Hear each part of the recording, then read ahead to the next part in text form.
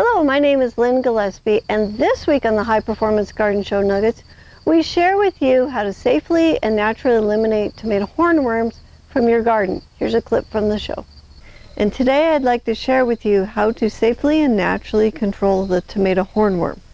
So the tomato hornworm, it's really the biggest pest for the tomato plants, and it is a large green worm that is about 4 inches long at maturity. And it has white stripes and a horn on its rear end. Now the adult moth, it's large with a wingspan of 4 to 5 inches. And the hummingbird moth, the sphinx moth, and the hawk moth are some of the varieties of tomato hornworms. So the tomato hornworm, it will spend its winter as a hard-shelled pupa, and they are about 4 inches below the soil surface. Now in the spring it emerges as a moth and then will lay its eggs on the tomato plants, usually in May or June. So the eggs will hatch in 3 to 8 days, and the best way to rid the garden of the tomato hornworms is just to pick them off by hand.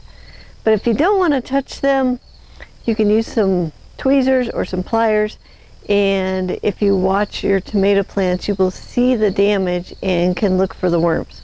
So I'm really lucky. My cat likes to catch them, eat half, and then leave the other half on the bathroom rug.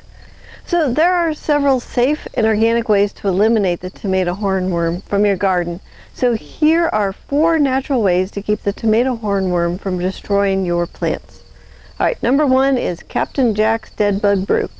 So we use the Captain Jack's Dead Bug Brew once a week from the time that we see the moths flying around in the spring until our 3rd hard frost. And we will spray it once a week if the population is low and twice a week if the population increases. All right, number 2 is Sluggo Plus. This is an organic listed product that has iron phosphate and spinosad as the active ingredients.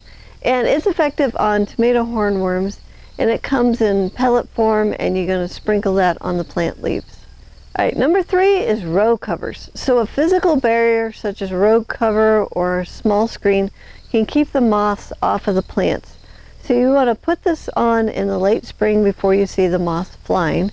And you'll want to use just like the thinnest transparent screen or row cover that you can find so that the plant gets as much light as possible. All right, so now before we get to number 4, if you'd like to learn the other ways to control garden pests naturally, you can get this in our Homemade and Organic Pest Control ebook that you get for free when you sponsor the High Performance Garden Show.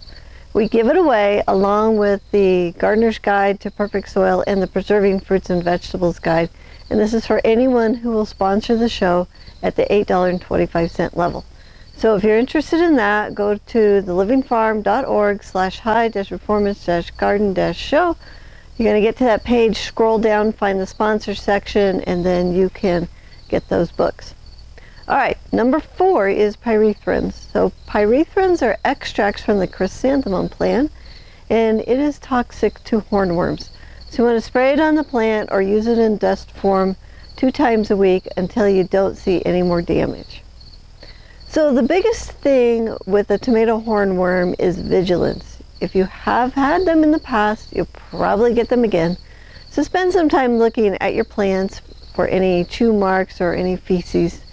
And if you see any signs of the tomato hornworm, you can get them naturally and safely out of your garden. This clip is from the High Performance Garden Show Year 8, Week 22.